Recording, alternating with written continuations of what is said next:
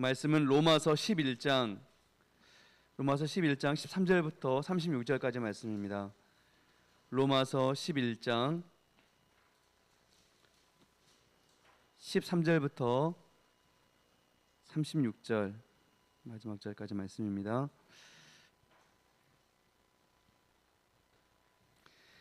저희 그러면 한 절씩 교독하시겠습니다.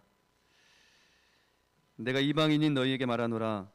내가 이방인의 사도인 만큼 내 직분을 영광스럽게 여기노니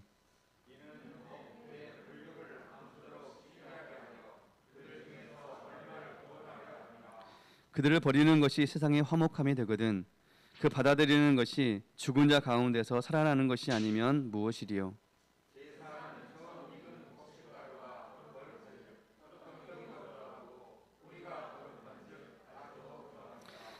또한 가지 얼마가 꺾이었는데 돌 감람나무인 내가 그들 중에 접붙임이 되어 참 감람나무 뿌리의 진액을 함께 받는 자가 되었은즉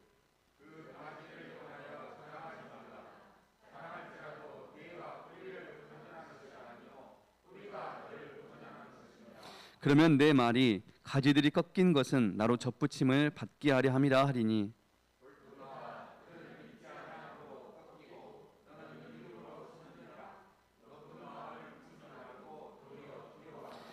하나님이 원 가지들도 아끼지 아니하셨은즉 너도 아끼지 아니하시리라.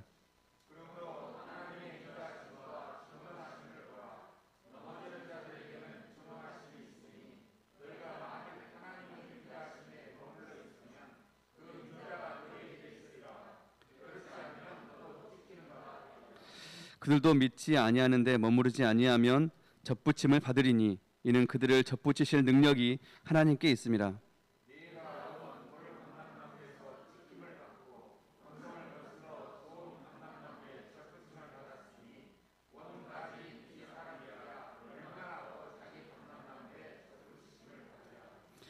형제들아 너희가 스스로 지혜 있다 하면서 이 신비를 너희가 모르기를 내가 원하지 아니하노니 이 신비는 이방인의 충만한 수가 들어오기까지 이스라엘의 덜어는 우둔하게 된 것이라.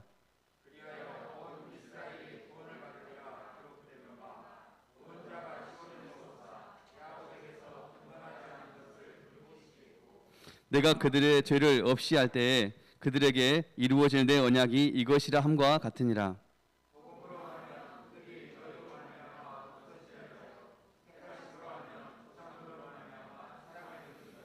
하나님의 은사와 부르심에는 후회하심이 없느니라.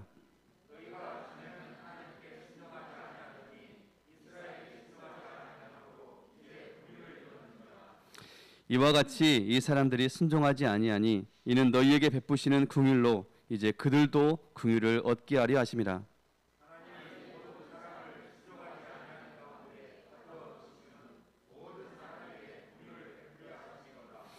깊도다 하나님의 지혜와 지식의 풍성함이여 그의 판단은 헤아리지 못할 것이며 그의 길은 찾지 못할 것이로다.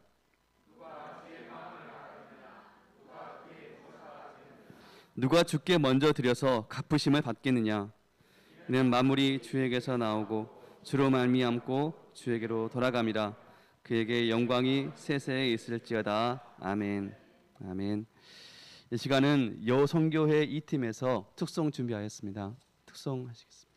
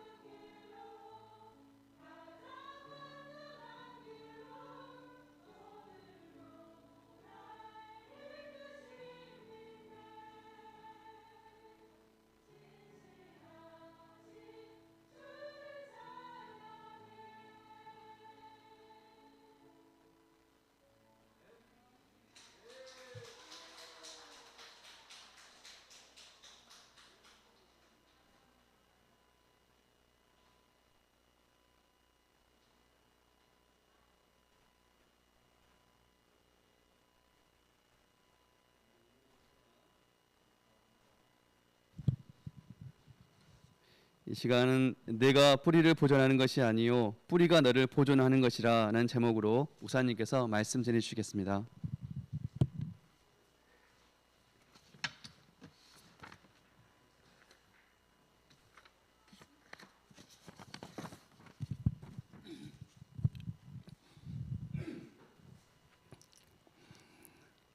아버지 하나님, 저희들 주님 앞에 나왔습니다.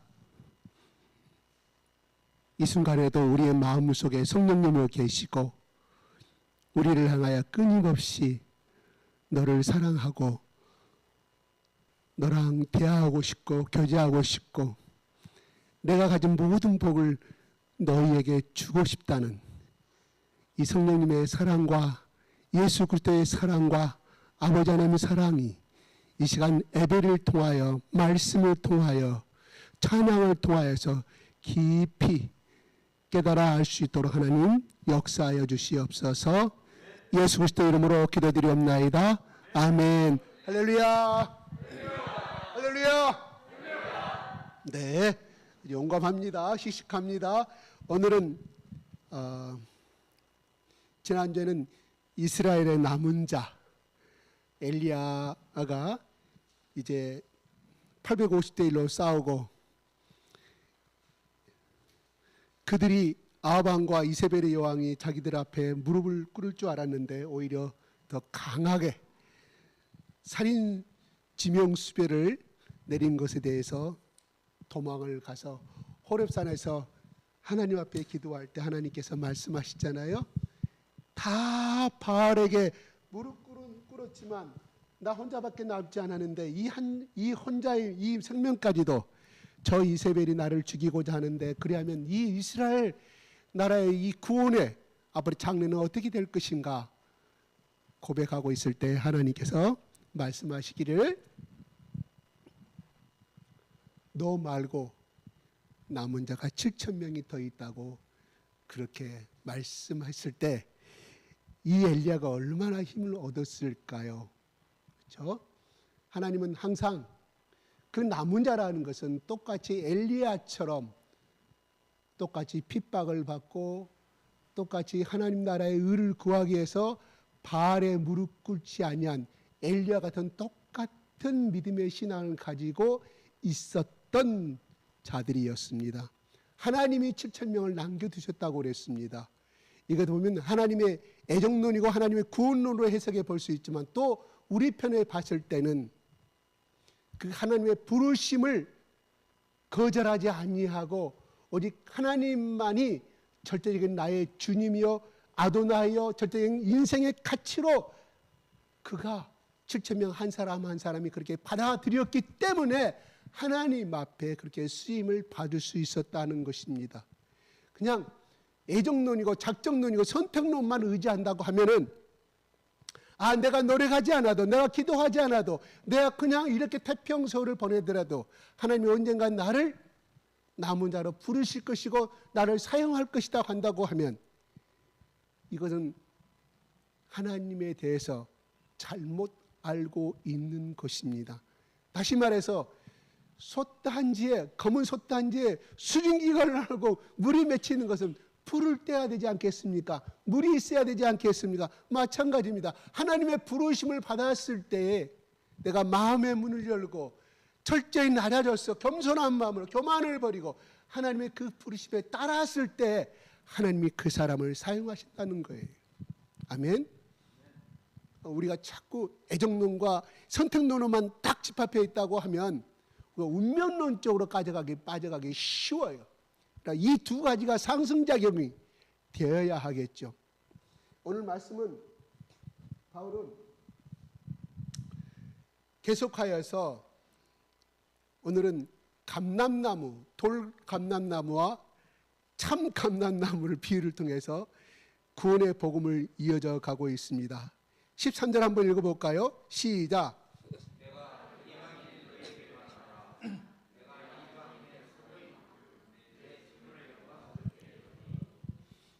네, 내가 이방인인 너희에게 로마의 교회에 다니고 있는 로마의 각 곳에서 예수를 믿고 있는 이방인들아, 그리스도인들아, 헬라인들아 이렇게 이야기하고 있습니다. 그런데 너희들에게 어떻게 말하면 내가 이방인의 사도인 만큼 내 직분을 영광스럽게 여긴다. 다시 말해서 그는 하나님이 자기를 부르신 것은 이방인들의 구원을 위한 일꾼으로 부르심을 받았다고 그는 영접하였고, 그 말씀대로 그는 그대로 하나님의 부르심에 대한 그 직분을 영광스럽게 생각하고 있었음을 알 수가 있습니다. 영광스럽게 생각했다는 것은 그 소명을, 콜링을 자기의 사명으로 받아들였다, 순종하였다, 자기 직분에 최선을 다하고 있음을 바울은 고백하고 있습니다. 우리가 이 말씀은 사도행전의 말씀을 통해서 알 수가 있죠. 하나님께서 분명히 예수님께서 바울을 부르실 때 내가 너를 이방인의 사도로, 이방인의 구원을 위해서 너를 택정하였다고 그 부르심을 그는 직접 들었습니다. 그리고 보면은 사도행전 13장의 46절 48절 한번 좀 읽어볼까요? 사도행전 13장, 네, 사도행전 13장 46절 48절 시작.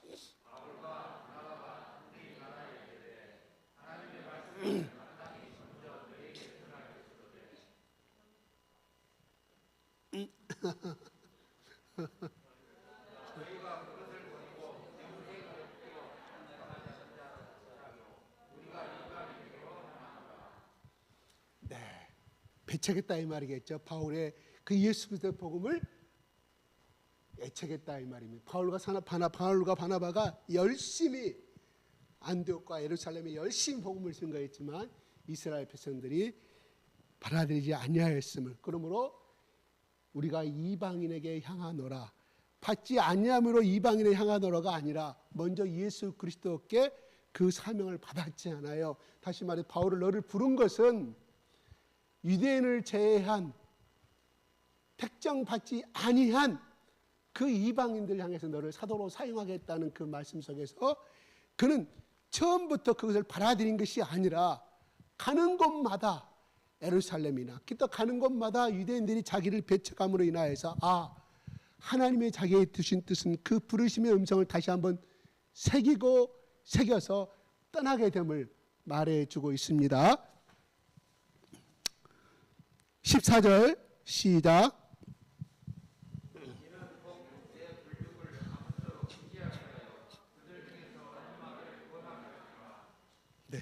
내 권력을, 내 이스라엘 민족을 시기하게 하여 이스라엘 민족 중에서 얼마를 구원하려 합니다. 이거는 뭐를 말할 수 있어요? 이스라엘 민족들 중에 하나님 앞에 택함을 받은 사람들이 그렇게 많지 아니함을 알 수가 있다 이 말이에요. 다시 말해서 예수 그리스도의 복음을 통한 이 구원의 역사에 대한 받아들인 자들이 얼마 되지 않았음을 이야기하고 있습니다. 16절 시작, 15절 시작.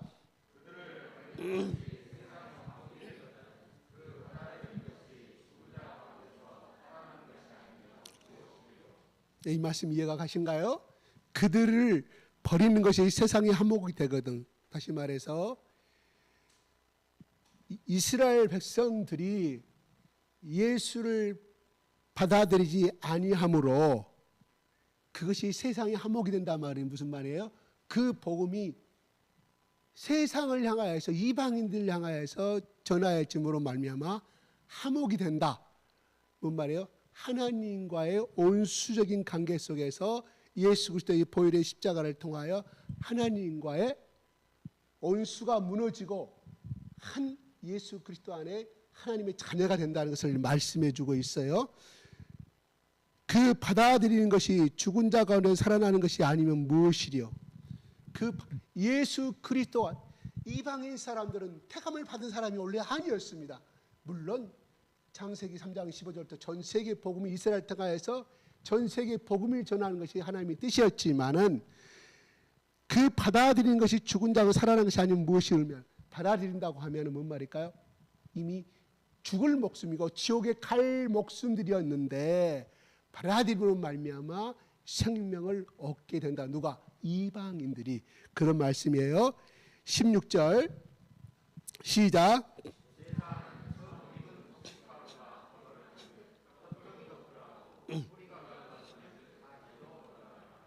네, 이거는 민수기 10장에 나오는 말씀을 가지고 이야기하는데요. 첫 해의 첫 수확을 그들은 하나님 앞에 가루를 만들어 쌀가루, 밀가루를 만들어서 하나님 앞에 떡덩이를 첫 열매를 드려요. 그러면 첫 번째 그 드림으로 인하여 그것을 거룩함을 인정을 받게 됩니다. 손을 흔들어. 그래서 우리는 거제라고 배웠어요. 우리 민수기에서 거제, 흔드는 제사. 가루 가지고 밀가루 반죽을 만들어서 떡덩이를 만들어서 하나님 앞에 손을 흔들어 받았죠. 그러면 하나님이 그것을 받으심으로 인하여 그것은 거룩하다. 그러면 다음에 6월절이라든가 77절에 바치는 것은 다 똑같이 첫 번째가 거룩함을 입었으므로 나머지의 모든 제사도 거룩함을 입었다. 그게 하나님이 민수기에 약속하신 제사의 방법이었습니다. 곡식가루가 거룩한 즉 떡덩이도 그러하고 뿌리가 거룩한 즉 가지도 그러하다. 그러면 이 영적인 의미는 아브라함과 이삭과 야곱이 하나님 앞에 택정을 입었던 것처럼 그들의 후손들도 거룩함으로 선민의 자손으로 인정을 받았음을 비유적으로 설명하고 있다 이 말입니다. 자, 그 다음에 17절 시작.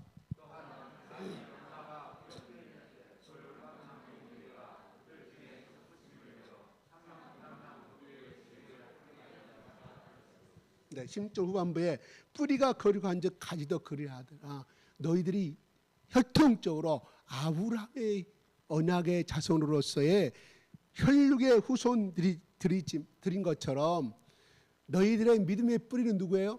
아브라함의. 그리고 그러므로 너희들도 거룩한 사람으로서 하나님께서 부르셨지만 부르셨다 그런 말이에요. 그런데 여기서 보면 17절에 얼마가 꺾였는데 또한 가지 얼마가 꺾였는데 돌감난 너가 그들 중에 접붙임이 되어 또한 가지 너희들이 거룩한 참 감난나무의 가지였는데 꺾였다 이 말이에요. 뭐 요한복음의 15장 나온 것처럼 하나님이 열매 맺지 못한 나무는 도끼로 찍어버린다고 그랬잖아요. 그리고 하나님께서 이스라엘 백성들을 잠시 버려둠을 이야기하는 거예요. 가지를 잘라서 그 가지를 잘라버린 그 자리에 누구를 붙였어요? 돌 감난나무인 너희 이방인들을 접붙였다고 나옵니다. 그러므로서 인하여 우리가 예전에 뭐 개암나무도 있고 기타 이야기하면은 이 감나무가 있으면 떫은 나무 단감나무에 떫은 나무 가지를 접붙이면 단감나무 열매가 맺듯이 바로 너희들이 참 감람나무이신 하나님의 뿌리에 접붙임을 받았다. 누가? 이방인들이. 그 당시에 이스라엘 백성들의 농사 짓는 방법의 비유를 통하여서 설명해 주고 있습니다. 그래서 참 감람나무 뿌리의 진액을 함께 받는 자가 되었다. 예수 그리스도의 자녀가 되었다. 하나님의 자녀가 되었다는 말이에요. 18절 시작.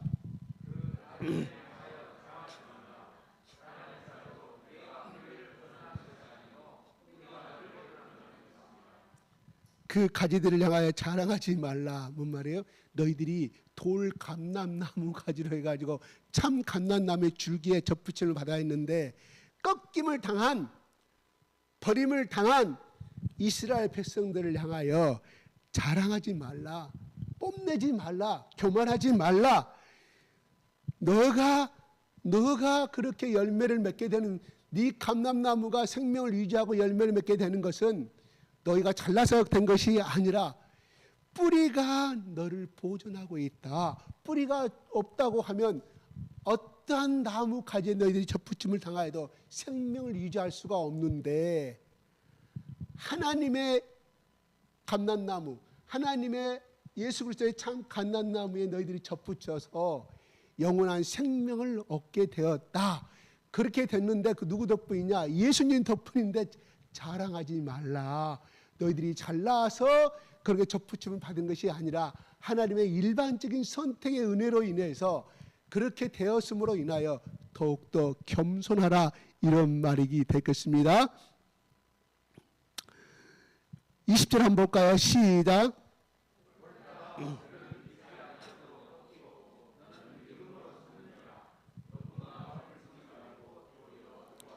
네, 그들은 이스라엘 백성들이고요. 너희는 이방인들을 가리키고 있습니다. 그러므로 그들이 믿지 아니하면 이스라엘 백성들이 믿지 아니하면 그 복음이 어디로 갔냐? 이방인들의 복음이 흘러갔다. 그러므로 인하여 너희들은 믿음의 구원을 얻게 되었는데 높은 마음을 품지 말고 도리어 두려워하라. 이렇게 이야기합니다. 왜요? 21절에 말합니다. 시작.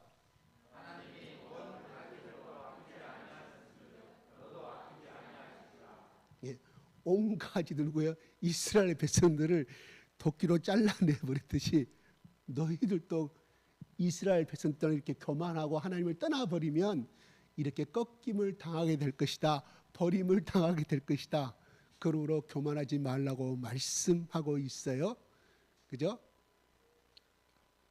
그러면 오늘 지금까지 방금 말씀 속에 보면은 하나님이 이스라엘 백성들을 택하지 않고 복음을 거절하자마자 이방인의 복음이 흘러갔습니다. 이건 뭐예요? 이스라엘 백성들로 하여금 시기 나가게끔 예수를 믿는 이방인들이 풍요롭게 잘 살고 풍요로운 복을 받고 살아가고 있을 때 아니 여호와 하나님만이 우리 하나님인 줄 알았는데 이방인들의 하나님이 되네. 우리보다 더 화목하게 잘 사네. 복 받고 잘 사네 했을 때 이스라엘 백성들이 그걸 봐서 약오를 것이다. 그 시기심을 하나님이 이용하신다는 복음의 방법이에요. 두 번째는 너희들이 이방인들아 너희들이 잘 나갔을 때 교만하지 말라. 잘 산다고 복 받을 때 잘 산다고 교만하지 말고 오히려 겸손하라. 왜냐하면 온 가진 아브라함의 후손들도 가감히 하나님이 꺾여버릴 나무를 온 나무에서 잘라버렸듯이 하물며 너희들까 보냐 이거예요. 다시 말해서 이방인은 이 말씀대로 보면은 이방인들은 어떻게 보면 양자들이고 친아들은 누구예요? 이스라엘 백성들이다. 자기 친자식들도 말하는데 교만하니까 하나님이 심판하였거늘 하물며 양자로 삼은 너희일까 보냐. 이런 두 가지 핵심의 문제를 살펴볼 수가 있습니다. 왜요? 하나님의 성격에 대해서 말합니다. 왜 너희들도 꺾임을 당할 수 있느냐? 하나님의 성품에 대해서 이야기합니다. 22절 시작.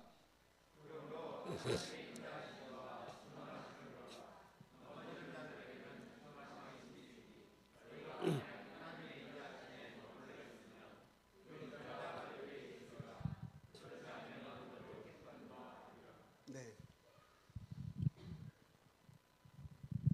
여러분 실족과 넘어지면 어떻게 다를까요? 실족 발을 잘못 들였다. 실수했다 그죠? 족자는 발족자예요. 실수하여 발을 잘못 듣다. 넘어지다는 것은 뭡니까? 넘어지는 그대로 뒤로 활라당 넘어지는 거예요. 엎어지던가 좌우가 땅바닥에 자빠지는 거예요. 두 가지 의미는 다릅니다. 실족은 뭐냐면 잠시 다른 길로 갔다는 거예요. 정도의 길을 가지 아니고 다른 길로 갔다는 것을 의미하고요. 넘어졌다는 것은 완전히 믿음의 하나님과의 관계를 끊어버린 세상 길로 가버린 그 넘어짐과 실족은 다릅니다. 그런데 여기서 보면은 넘어지는 자들에겐 준하심이 있으니 뭔 말이야? 하나님을 배반하고 떠나버린 사람에게는 하나님의 법에 근거한 하나님의 공의로 인해서 심판하심을 나타내고 있고요. 그런 것처럼 하나님은 또한 인자하심 뭐예요? 하나님을 사랑하고 하나님 찾는 자에게는 끊임없이 하나님이 긍휼하심과 불쌍하심 여기는 불쌍히 여기는 하나님의 인생을 두 가지로 나타내고 인자하심과 준엄한 심판 하나님의 손엔 두 가지를 항상 있어요. 그죠? 그래서 신명기에 보라 너에게는 저주의 복을 선택할 것이냐 하나님의 축복을 선택할 것이냐 너희에게 달렸다고 하나님은 신명기에 우리에게 말씀하고 있습니다. 다시 말씀드려서 그들이 저주를 받게 되는 것은 뭐예요? 자기들이 선택한 길이에요. 하나님이 제일 싫어한 우상을 섬기고 하나님을 나의 주인을 섬기지 아니하고 떠나버린 배신한 삶 다시 말해서 음란한 여인의 심판으로 볼 수가 있겠지요. 그래서 바울은 이혼하지 말라고 하였지만 이혼의 조건 중에 딱 한 가지 있었어요. 배우자가 나 이외에 다른 사람과 관계를 가졌을 때는 이혼의 조건으로 바울은 정확하게 선포합니다. 구약 때도 물론 마찬가지죠. 돌로 쳐 죽이라고 그랬습니다. 그렇죠? 그럼 또 무엇을, 왜 그렇게 하나님은 그렇게 엄하게 다뤘을까요? 이건 도덕적인 사회에서 반드시 필요하기 때문에 한다고 하지만 그 속에는 하나님을 떠난 다른 신을 섬기는 것은 바로 이렇게 죽음을 당하는 것과 똑같은 레벨의 속에서 그 법을 증가한 것입니다. 우리가 성경은 도덕법도 있고 계명도 있고 율법도 여러 가지가 있지만 모든 것은 하나님과 인간의 관계 속에서 생성된 법이 도덕법이에요. 그러므로 제일 무서운 것은, 그래서 바울도 신약에 와서 이혼하라고 말합니다. 네. 그러므로 그 인자가 하나님의 인자하심, 너희가 만일 하나님의 인자하시면 누구예요?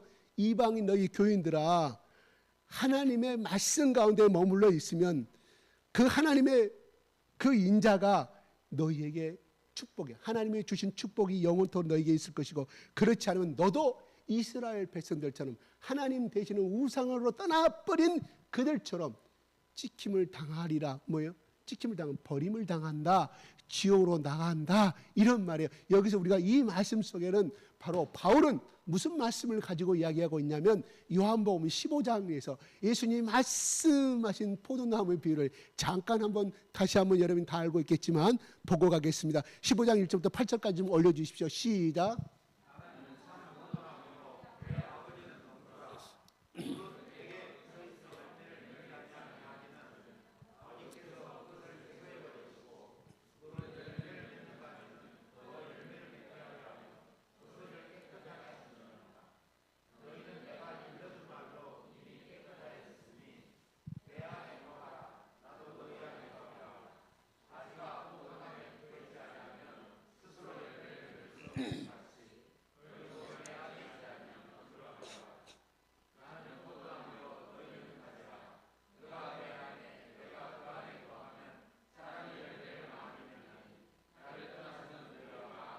스톱. 여기서 키포인트. 나를 떠나서는 너희가 아무것도 할 수가 없다. 그 말이에요. 너희의 의로는, 너희가 원하는 바로는, 너희가 생각하는 바로는, 너희가 아무리 몸부림쳐도 아무것도 할 수가 없다. 누굴 떠나? 예수와 접목되지 아니한 생각과 행동은 자기의 열심으로 끝나버리고 만다. 결국 뭐예요? 열매가 하나도 없다, 이런 말이에요. 굉장히 중요한 포인트예요. 나를 떠나서는, 나와 관계가 끊어져서는 아무것도 할 수가 없다, 이런 말이에요. 그가 내 안에, 내가 그 안에, 이건 뭐 성령님이 예수 그리스도 보내신 예수의 영인, 그 영이 우리 속에 거하면 우리는 그 일을 할 수가 있다, 열매를 맺을 수가 있다 하는 말이에요. 6절 시작.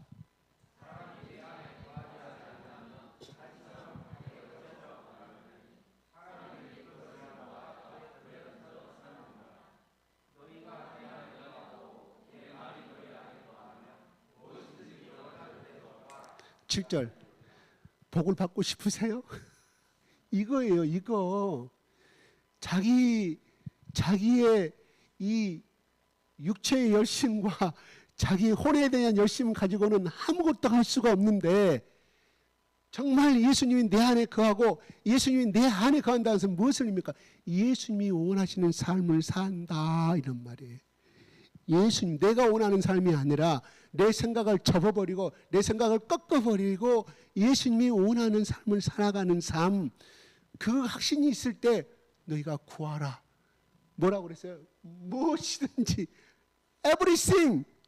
어떤 특정한 것을 스페셜 말하는 것이 아니라 everything.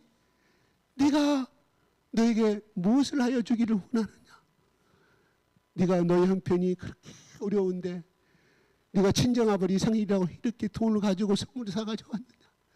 네 딸, 네 생아비가 엄청 가난할 텐데 내 마음을 아프게 하지 마라.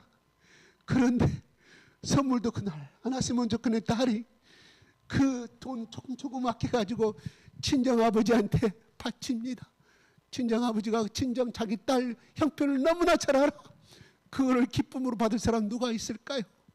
그런 받아가지고 100% 다 쓸 사람은 아버지 없으면 비정상적인 아버지.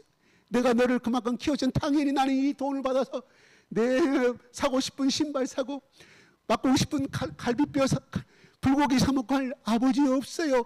그 사 먹는 사람 비정상적인 시아버지, 진정 아버지. 다시 돌아갈 때 몰래 자기 사랑하는 딸, 고생하는 딸 가방에다 몰래 더 돈을 더 얹혀가지고 주는 거 아니겠습니까? 이게 정상적인 사랑의 자기 딸을 향한 친정 아버지 사랑인 줄로 믿습니다. 아멘. 그러면서 그래요. 내가 가진 것은 없어도 언제든지 전화해라. 언제든지. 네가 죽어간다는데 내가 이 집을 팔아서라도 내가 너희 집 도와줄 수밖에 없지 않느냐. 이게 친정 아버지 사랑이에요. 아멘. 시아버지는 그렇게 하지 않아. 왜? 자기 피가 안 섞였기 때문에.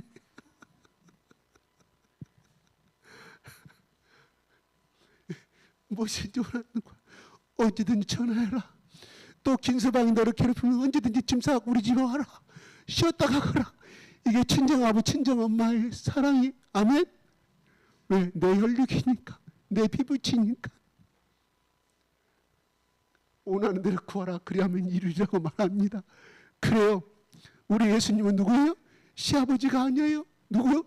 친정아버지, 친정아버지. 그것도 그냥 자기 친정아버지는 볼 때마다 하루가 다르게 1년 다르게 2년 다르게 흰머리가 늘어나고 주름이 늘어나 불쌍한 나의 아버지 되지만 우리 예수님은 10년 후나 100년 후나 똑같은 젊은 예수님, 힘 있는 예수님, 힘 있는 나의 신앙이. 그러니까 언제든지 구하면 하나님 주신다 이 말이에요. 단 예수님 안에 내가 거해 있을 때, 거한다는 것은 예수님 원하는 삶을 살아가고 있을 때 하는 거예요. 아멘. 그것이 어렵다 이 말이에요. 사실은 무슨 말인지 알겠지만 어렵지요. 그러나 우리가 하나님이 이것을 말씀하실 때, 예수님이 이것을 말씀하실 때 베드로, 야고보, 요한이 이것을 온전히 100% 온전히 그한 상태에서 구할 줄 알았을까요? 아니에요. 그게 아니라니까요.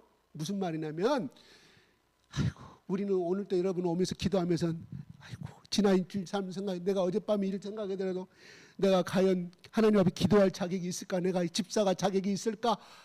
하지만 중요한 것은 이것은 알아야 돼요. 내 죄보다 내가 지난 일주일 동안 하나님 앞에 슬프게 하고 내가 어떤 정말 행해서는 안 돼야 할 죄를 범했을 때 하나님이 이러고도 내가 크리스찬입니까? 하나님 내가 이러고도 내가 집사입니까? 물론 그 자체도 필요하지만 그러나 여러분들이 일주일 동안 지은 죄보다 더 큰 것이 있어요. 뭐가? 예수님의 사랑은 더 큽니다. 그러기 때문에 그 죄를 용서하고 회개하였을 때 하나님이 받아줄 수가 있다 이런 말이에요. 우리가 지은 죄보다 예수님의 사랑이, 하나님의 사랑이 적다고 하면 그를 받아들일 수 있는 마음에 들어갈 수 있는 그 포용할 수 있는 구멍이 있습니까? 여유분이 없지 않아요. 그러나 중요한 것은 내가 지은 죄보다 하나님의 사랑은, 그리스도의 십자가의 사랑은 훨씬 더 크다. 바다보다 더 크다. 여러분이 지은 죄가 바다보다 더 큽니까? 아니죠. 그냥 또랑또랑 지나가는 첨벙첨벙 그 시냇물밖에 안 돼. 여러분 지은 죄가. 그런데 하나님의 사랑 큰 바다보다 더 큰 포용적인 하늘보다 더 크다고 우리 찬송에 나오지 않습니까? 그러기 때문에 간 중요한 것은 세상 사람들은 스스로 자책하고 말지만 우리 예수 믿는 사람은 예수의 십자가에 그 화목제물이 있기에 십자가 밑에 나와서 교회에 나와서 하나님 내가 이런 죄를 범했고 이런 죄를 또 범했습니다. 이것이 다시 생각을 안 하고 싶은 또 이렇게 생각을 했으니 하나님 용서하여 주시옵소서. 언제 몇 번? 77번라도 7번. 수없이 하나님의 사랑은 용서하는 사랑이다 이런 말이에요. 그러니까 자책은 하되 고백하십시오. 돌이키십시오. 그러다 보면은 어린아이가 2살 먹은 어린아이가 넘어지고 걷다가 넘어지고 기저귀 차고 달려가다가 넘어지고 또 이러서 기쁨으로 희열을 느끼고 이런 것처럼 우리가 자빠지는 횟수가 점점 적어질 거라 이런 말입니다. 아멘. 그래서 우리가 조건은 뭐냐? 너희가 내 안에 거하라 이거예요. 내 안에 거하는 것은 하나님 내 죄보다 하나님의 그 예수 그리스도의 사랑은 훨씬 더 큰 바다 같기 때문에 언제든지 내 죄책에 잡정하지 말고 그냥 방에 처박혀 있지 말고 언제든지 예배 시간대만큼은 꼭 참석해서 고백하세요. 물론 공방에서도 고백해도 하나님이 다 받아주십니다. 그러하였을 때 하나님이 구하면 들어주신다. 100% 내가 완벽한 삶을 예수님이 요구한 것은 아니라 이 말이에요. 이 속에 아니라 이 말이에요. 그거 알고 말했습니다. 그 다음에 말하겠습니다. 23절 시작.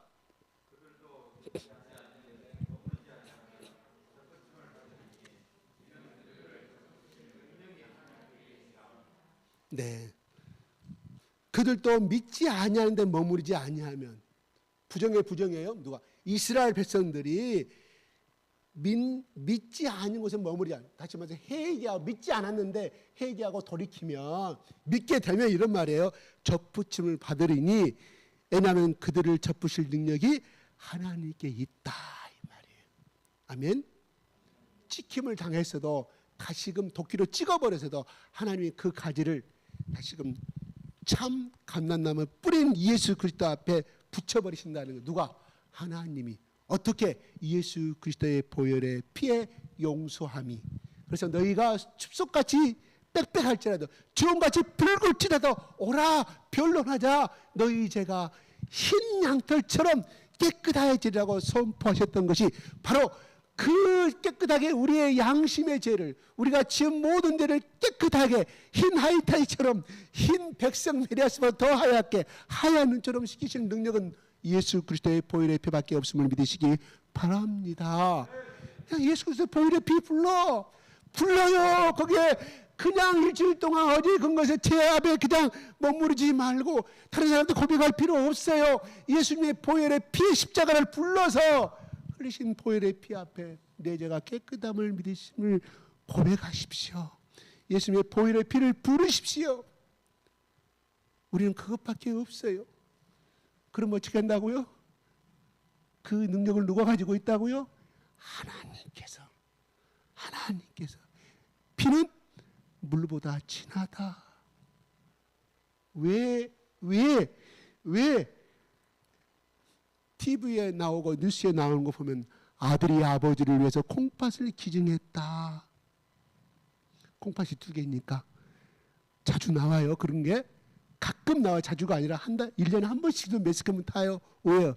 그것이 너무 희귀하기 때문에. 내리사랑은 있어도 윗사랑은 없기 때문에 자식의 아버지를 위해서 콩팥을 기증하는 것은 너무 희소하기 때문에 그게 나오는 거예요. 근데 아버지가 자식한테 콩팥을 기증했다고 나온 것은 별로 못 봤어요. 왜? 그건 너무 흔하기 때문에, 그건 너무 당연하기 때문에 내 혈육이라 주는 거예요. 내 자식이라 아버지가 주는 거예요. 그런데 그거는 신문에 안 나와. 토픽감이 안 돼. 그런데 자식이 아버지한테 콩팥을 기증해. 너무 어쩌다 나오는 행동이기 때문에 나온다 이 말입니다. 왜 아버지가 내 자식을 사랑합니까? 내 피부치기 때문에 그렇습니다. 왜 엄마가 나를 사랑합니까? 9개월 동안 그 뱃속에서 태동을 일으키고 신비함을 일으키고 입덧을 다 참아내고 또 나올 때 그냥 그렇게 나온 것이 아니라 이틀 3일간 상고의 진통을 낳아서 아들이기 때문에 자식이고 딸이기 때문에 더욱더 귀중하게 느끼심을 믿으시기 바랍니다. 그래요. 제왕절개에서 난 자식보다는요 자연분만한 것이 애정이 더 크다는 심리학자들의 연구 결과가 나왔어요. 이건 한번 깊이 한번 생각해 볼 거예요. 그죠? 왜? 상고의 고통을 느꼈기 때문에. 그 자식을 낳기 위한 상고의 고통을. 여기에 계시는 엄마들 만약에 자기 자식이 죽어간다고 하면 내 목숨을 바꿔서라도 나는 하겠다고 하신 분은 전부 다 우리 교인들이 어머니들일 거예요. 왜요? 내 자식이기 때문에. 아멘. 24절 시작.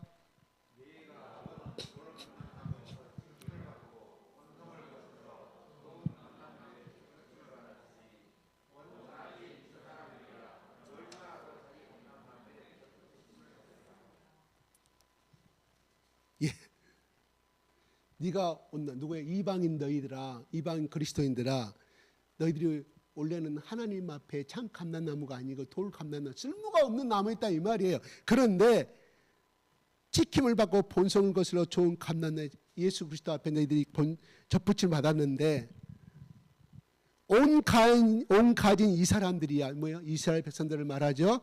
얼마나 더 자기 감람나무의 접붙임을 받으랴. 뭔 말이에요? 온 참 감람나무 이스라엘 백성들이 회개하고 거기에 다시금 참 감람나무의 접붙임을 받게 되면, 예수 그리스도의 복음을 받게 되면 얼마나 더 많은 복을 받겠느냐. 이렇게 바울은 감람나무와 참 감람나무를 가지고, 돌감나무가 두 가지를 가지고 설명을 해주고 있습니다. 오늘 우리가 여기서 느낄 수 있는 것은 14절에 내 권력을 아무쪼록 시기나게 하게 해서 하나님이 이방인을 선택하였다는 말입니다. 뭔 말일까요? 아까 지금 말씀드렸던 것처럼 하나님만이 우리 참 영적인 우리 민족의 하나님인 줄 알았는데 아니네, 저들의 하나님도 되네. 저희들이 또 우리가 옛날부터 아브라함과 이삭, 야곱 후손 받았던 모든 복을 저들이 복을 받고 있네. 아이고, 부부간의 사랑도 보니까 너무너무 뜨겁게 잘 살아, 뜨겁게 사랑해. 두 번째로 자식들도 잘 살아. 저희들 하느님마다 성공하고 잘 살아. 너무너무 웃음이 끝나지 않아. 사업에 실패하고 우리는 안 되는데 저 가정은 왜 이렇게 잘 되는고. 이스라엘 백성들이 바라봤을 때, 유대교를 가지고 있는 그들이 바라봤을 때 로마의 교인들이 저렇게 복을 받고 잘 사네. 그러면 이 하나님이 저들의 하나님도 되고 우리들의 하나님도 되구나. 야, 다시금 우리가 그 하나님께서 말씀하신 메시아 예수 그리스도를 우리가 믿는 것이, 바울이 전한 복음이 참 진짜 복음이구나, 나도 믿어보겠다 하는 희기심 속에서 믿을 거 아니겠느냐. 배고파 믿을 거 아니겠느냐. 배 아파 믿을 거 아니겠느냐. 이런 말이에요. 우리는 여러분의 형제간들 중에, 그래 이쪽은 다 믿어요, 다 믿고 이쪽은 또 안 믿는 사람도 있어요, 자기 형제가. 그런데 그 안 믿는 여동생이나 오빠나 형들이 보고 있습니다. 동생들이 보고 있습니다. 형님 예수 믿는다고 형수랑 열심히 교회 다니는데 얼마나 잘 사는가 보십시다. 그런데 보니까 자기 아들은 죽으라고 공부했는 대학을 떨어져. 그런데 그 가정, 형님네 가정 보니까 잘 살아. 대학에 떨어지고 하나님 뜻이라고 그래. 오히려 더 행복해, 잘 살아. 형수와 형수님 부부가 사는데 너무너무 당신 먼저, 내 먼저, 당신 먼저, 당신 먼저, 너무너무 화목해. 근데 우리 가정은 곧 깨질 것 같아. 찌그덕 찌그덕 찌그덕. 누가 봤을 때는 남들이 불화선 직업을 가지고 있는데 항상 우리 가정은 가시방석과 같은 가정인데, 형님네 가정은 우리보다 좀 못한 직업을 가지고 있어도 저렇게 행복하게 잘 사네. 자랄 때 어쩌면 저렇게 효성스럽고 효도를 잘하는지 우리 자신은 싸가지가 없는데. 역시 형님네가 예수를 믿으니까 저런가 봐. 시기 날 거 아니에요. 부러울 거 아니에요. 그래서 예수를 믿을 거 아니에요. 우리가 우리의 스스로 물어보기 바랍니다. 직장에서도 마찬가지입시다. 다 우리는 저들을 향하여서 시기 나는 행위가 필요합니다. 일부러 질투와 시기가 아니라 그냥 자연스럽게 하나님과 첩붙인 삶을 살아가면서, 예수 그리스도의 참뿌리한 첩붙인 삶을 살아가면서 오는 그 진액을 빨아먹으니, 그 진액이 뭡니까? 바로 예수님이 주시는 성령의 12가지 열매 아니겠습니까? 아이고, 저 자녀들은 어쩜 저렇게 잘 될까? 어쩜 저렇게 자녀들 가는 저렇게 한몫을 잘 살 것인가? 우리가 그러면 예수 믿어보자. 여보, 우리 형님네가 저렇게 예수를 믿고 잘 됐니? 우리는 이제 접어불고 예수 믿고 우리는 못 이긴 척하고, 다음에 형님이 전화 오면은 못 이긴 척 하고 그냥 따라갑시다. 지금까지 완강히 반대했는데 자존도 상하고 우리가 못 이길 때 따라가 봅시다. 그리고 예수 믿기 아니에요. 우리가 잘 되는 것이 누구에게? 내 형제간들에게 시기 나게 하는 결과임을 믿으시기 바랍니다. 근데 그 시기는 예수 믿게 하는 시기라 이 말이에요. 우와, 저 잘 됐으니까 저거 어쩌면 망하게 해버리겠다는 그 시기가 아니라, 나도 우리 형님이 다니는 예수를, 우리 형님 믿는 예수를 믿으면, 나도 우리 형수가 믿는 예수를 믿으면 우리 집도 잘 될 것이다 생각하고 다니게 된다 이 말이에요. 나이가 얼마나 주위의 사람들에게, 내 형제간들에게 얼마나 시기 나는 매력을 가지고 있습니까? 그렇게 행동을 하고 있습니까?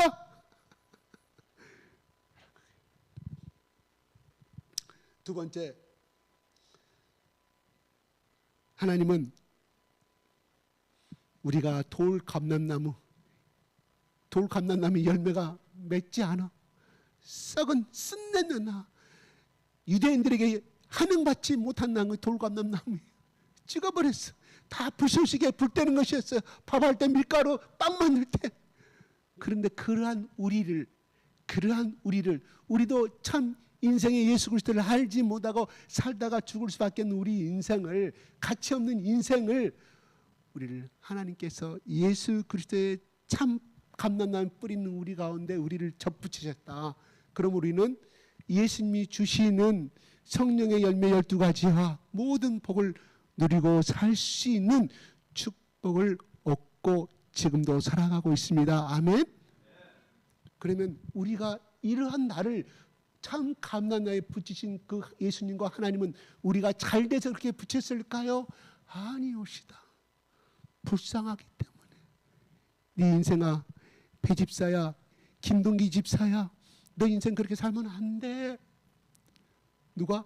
하나님이 성령을 통하여 부르셨다 이 말이에요. 접붙이게 만들어줬어요. 그런데 그건 물론 하나님이 하셨습니다. 성령님이 하셨습니다. 그런데 우리를 그렇게 참 감람나무 뿌리에 접붙이게 하신 분이 있다 이 말이에요. 하나님이 처음부터 베드로 부른 거 아니에요. 앙드레 불러가 베드로 불렀어요. 그렇잖아요. 또 물론 또한 사도 바울이 사도행전 9장에 그 찬란한 햇빛이 나타나는 그 예수 그리스도 나타나기 전까지는 사도 바울을 위해서 기도하는 사람이 있었다 이 말. 그런 누군가가 있었어요. 오늘날 우리가 200국가, 200여 국가의 선교의 국가가 선교하신 국가가 될 수 있었던 것은 이민족을, 불쌍한 이민족을 위해서 기도했던 그 믿음의 신앙의 선조들이 있었기 때문에 오늘날 우리가 이 땅에 곳곳마다 각 동네마다 교회가 세지고 하나님을 찬양하는 축복을 받게 되었다 이 말입니다. 여러분들 우리 교회에 오실 때 동기가 여러 가지 있었을 것입니다. 방법이 여러 가지가 있었을 것입니다. 그러나 여러분의 신앙의 이 참 감람나무에 예수의 뿌리에 접목시키고 진액을 빨아먹게 하기 위한 중간에 수고한 사람들이 있습니다. 여러분 그 신앙의 온조 뿌리는 잊지 마시기 바랍니다. 그 사람 때문에, 그분이 그렇게 전도했기 때문에, 그분이 그렇게 나에게 사랑을 가르쳐 주었기 때문에 예수를 알게 되었고, 그분 때문에 내가 하나님의 사랑을 십자가에 보혈의 십자가를 알게 되었다는 중간 매개체들이 있습니다. 그런 분들이 있습니다. 항상 우리는 그 감사함을 잊지 말아야 합니다. 우리 인간은 백망덕이, 우리 인간은 인애를 모르잖아요. 그래서 개는 끝까지 배신을 하는 것이 개라고 하잖아요. 그래요? 물론 하나님께 예수님께서 그 사람을 통해서 나를 부르셨지만 중요한 것은 그 사람이 나를 위해서 그렇게 기도를 많이 했고 나를 섬겨 주었기 때문에 오늘날 내가 있었던 거 아니겠습니까? 그렇다면은 나도 그분처럼 누군가에게 이 돌 감람나무, 우리의 인간은 내 눈에는 보면 전혀 소망이 없는 사람이지만 그 사람이 예수의 뿌리에 진액을 덧입혀져서 진액을 빨아먹을 수 있는 그래도 자그마한 역할을 해볼 필요가 있지 않겠습니까? 그분이 나에게 했던 방법대로 똑같이 하면 나로 인하여 그 사람이 참 가치 있는 인생이 될 것이며 또 그걸로 끝나는 것이 아니라 김집사 고마워, 당신 때문에 내가 예수 믿게 돼서 얼마나 고마운지 몰라. 그런데 그보다 더 큰 상급이 뭐예요? 하늘의 전도의 열매 상급이 있다는 걸 믿으시기 바랍니다. 사람들은요 높아지기는 좋아하지 낮아지는 것이 전부로 힘듭니다. 맞잖아요? 대접받는 건 누구든지 다 좋아합니다. 대접하는 건 싫어요. 왜? 내 호주머니 돈이 나가야 돼. 허리가 굽어져야 돼. 머리가 숙여져야 돼. 싫어. 내가 무시당한 것 같아서 싫어. 싫잖아요. 솔직히 그렇잖아요. 어디 가면 막 나를 상전대해주고 그건 자꾸 가고 싶어. 그 병원 가면 나를 갖다 한잔데도 이렇게 막 대우해줘. 그 병원을 가지 그냥 의사도 무뚝뚝해. 간호사도 똑같이 지가 의사인 줄 알고 똑같이 목에다 힘주고 말해. 나는 그런 병원 안 가. 다시는 안 갑니다. 저 그래, 제가 그래요. 지가 의사도 아니면서 지가 의사인 척한다. 의사들은 원래 그런다고 하지만 무뚝뚝한 그런 데가 있어요. 그런 병원은 아무리 잘 고쳐도 가기 싫더라. 마찬가지입니다. 우리는 대접받는 걸 좋아해요. 낮아지는 건 싫어한다 이 말이에요. 그런데 예수님은 그렇게 말하지 않았어요.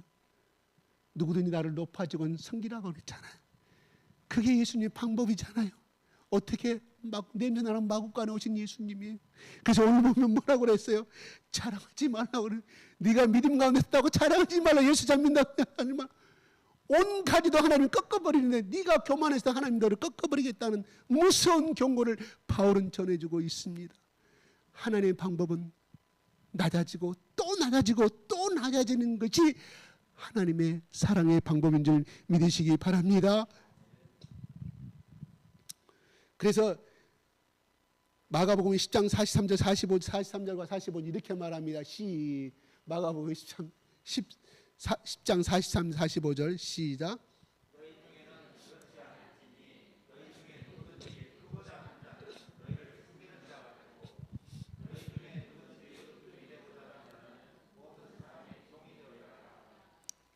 예.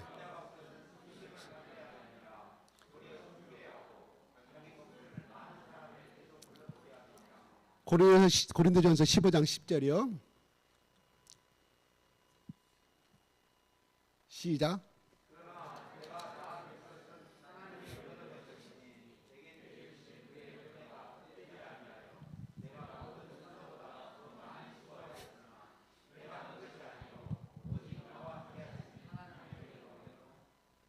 네, 그렇게 말하는 하나님의 은혜라고 말합니다. 하나님은 우리 모두에게 은사를 주시고 능력도 주셨어요. 어떤 분은 정말로 다른 사람 같지 않은 각기 어떤 은사들이 있습니다. 왜 주시는지 아실까요? 바로 하나님의 영광을 위하여 일하라고 주신 것입니다. 하나님의 능력은 교만한 자를 통해서 나타나는 것이 아니라 겸손한 자를 통해서 나타내심을 믿으시기 바랍니다. 두렵고 떨리는 마음으로 하나님의 일을 위하여 애쓰고 힘쓰는 자에게 임하십니다. 성경은 겸손한 자를 구원하시고 겸손한 자의 소원을 들어주시고 겸손한 자를 붙이시고 겸손한 자에게 지혜를 주신다고 성경은 말하고 있습니다. 유대인이 바로 예수 그리스도를 믿지 않을 때 하나님이 꺾어버리셨는데 이방인 너희들이 예수를 안 믿는다고 하면 하나님께서는 안 꺾으시겠습니까? 여지없이 꺾어버린다는 말씀입니다. 그래서 20절에 말씀 나온 것처럼 높은 마음을 품지 말고 도리어 두려라고 바울은 우리에게 가르쳐 주고 있습니다. 그렇습니다. 오늘 말씀은 우리는 하나님의 능력으로 인하여 접붙인 돌 감람나무가 아니라 이제는 하나님의 진액을 빨아먹는 참 감람나무의 열매를 맺는 자손이 되었고 족속이 되었습니다.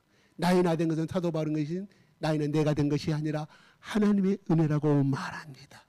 우리가 더욱더 겸손할 때입니다. 더 머리 숙여 할 때입니다. 더 무릎을 꿇어야 할 때입니다. 그러면 하나님께서 그 사람을 높이시고 더 높은 영광 가운데 그 사람을 쓰실 줄로 믿습니다. 기도하겠습니다.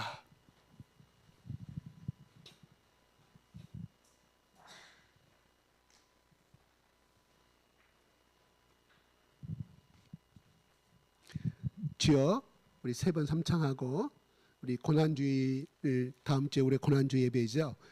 우리 사순절 기간 동안입니다. 예수님의 십자가의 죽으심, 나를 구원하기 위해서 십자가에 죽으신 예수 그리스도의 그 고난을 생각하면서 기도 주여 세 번 삼창한 다음에 기도하겠습니다. 주여, 주여, 주여. 아버지 하나님, 오늘 오마서 말씀 너무나 어렵고 너무나 깊은 말씀이라 이 부족한 죄인이 다 드러낼 수가 없음을 고백합니다. 아버지 하나님, 우리는 정말 하나님께서 보시기에 쓸모가 없는 이방인이었습니다. 저 아무 열매도 맺지 못하는 쓴 감람나무, 돌감람나무였습니다. 아버지 하나님, 2000년 전에 우리를 위하여, 나를 위하여 나의 모든 죄를 짊어지고 십자가에 죽으심으로 말미암아 나의 모든 죄악을 청산하시고 모든 죄를 짊어지시고 죽으심으로 말미암아 나의 모든 죄가 용서하였음을, 피 흘리심으로 인하여 나의 죄가 용서되었음을, 눈처럼 하얗게 되었음을 고백합니다. 아버지 하나님, 이제는 예수, 참 감난 나무신 예수에 우리가 덧붙여서 살아가게 도와주심을 감사합니다. 예수님이 주시는 그 진액을 빨아먹고 살 수 있도록 도와주심을 감사합니다. 예수님, 나를 떠나서는 아무것도 할 수 없다고 말씀하였습니다. 네가 내 안에, 내가 너 안에 거하면 무엇이든 구하라고 말씀하였습니다. 하나님, 우리는 예수 그리스도의, 이 그리스도의 십자가에 접붙여서 하나님, 죽음을 이기시고 3일 만에 부활하신 그 예수의 생명의 나무에 접붙인 자가 되었습니다. 할렐루야. 하나님, 우리가 더 이상 교만하지 아니하고 겸손하고 예수님이 이 땅에 낮아지시고 말기를 통해서 더 낮아지심으로 말미암아 냄새나는 마구간에서 인생의 첫 시작을 했던 것처럼 하나님, 우리가 겸손한 자가 되기를 원하며 섬기는 자가 되기를 원하며 하나님, 많은 참 감람나무의 열매를 맺기를 원합니다. 아버지 하나님, 나를 떠나서는 아무것도 할 수 없다고 말씀하신 아버지 하나님, 예수님께 더욱더 성령님을 의지하고 성령님의 가르치심에 따라 성령님을 내 마음에 모시고 살아가는 자가 되게 하여 주시옵소서. 두 번째는 아버지 하나님, 성령님이 가르쳐 주시는 이 말씀을 통하여, 성경을 통하여 하나님, 우리 가운데 영적인 지식이 풍만해지기를 원합니다. 그 말씀은 나의 지식이 아니라 말씀을 행하는 말씀이 되게, 행동하는 말씀이 되게 하시며 아버지 하나님, 영원한 예수 그리스도의 신랑이요 예수 그리스도의 신부요 하나님 나의 아버지를 삶을 날마다 고백하는 삶이 될 수 있도록 축복하여 주시옵소서. 이제 다음 주는 아버지 하나님, 사순절의 예배를 드리게 됩니다. 고난주의 예배를 드리게 됩니다. 하나님, 내년 맞는 이 고난주일이 행사가 되지 않도록 도와주시고 진정으로 2000년 전에 가신 면류관을 쓰고 나를 위해 십자가를 메고 골고다 언덕에서 수많은 매질과 채찍질과 아버지 하나님, 살이 찢기려 나가는 고통 가운데서 예수님은 하나님이 원하시는 그 삶의 사명의 길을 가셨던 것처럼 피 한 방울로 남기지 아니하고 십자가에서 다 이루신 그 예수님의 사랑을 본받아 아버지, 이제는 예수 그리스도와 연합한 자가 되었으니 부활의 예수, 생명의 예수의 나무 가운데 접붙이자가 되었으니 이스라엘 백성들처럼 아버지 지킴을 당하지 않은 자가 되게 하시며 더욱더 자랑하지 아니하며 하나님 두렵고 떨림으로 이 구원의 역사를 이루어가는 자가 되게 하시며 아버지 하나님, 모든 사람들이 나의 행동과 나의 언행과 모든 사람들이 우리의 가정을 통하여 시기하고 질투가 날 만큼 예수의 사랑이 넘쳐나는 부부의 관계가 되게 하시며 예수의 사랑이 넘쳐나는 부자와 자녀들 간의 부모와 자녀 관계가 되게 하여 주시옵소서. 그래야 우리의 이 아름다운 행동들이 모든 사람들로 하여금 예수를 믿게 하는 아버지 동지가 될 수 있는 그러한 축복의 가정으로, 축복의 부부로, 축복의 자녀로 사용하여 주시옵소서. 감사와 찬양을 돌려드리며 우리 주 예수 그리스도 이름으로 기도드리옵나이다.